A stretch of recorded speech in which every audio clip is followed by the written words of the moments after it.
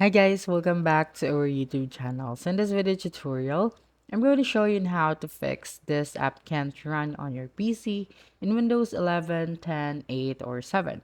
So first is go to the search bar and then type out about your PC.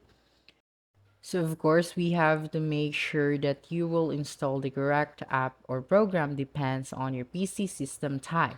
For example, 64-bit or 32-bit times 86 base processor. So if you did install the correct app, so all you have to do now is to right click the application and then click on run as administrator and then just wait for a few seconds and then click on repair. Then right after that, the application will be installed on your PC or laptop. Okay, for the second method or solution is you have to go to the search bar again and then type out developer settings. Here you have to enable the developer mode and then just read the warning. Then right after that, just click on the yes option. Okay, then right after that, you'll be able to install the application. And that's it. Don't forget to subscribe to our YouTube channel for more video tutorials in the future.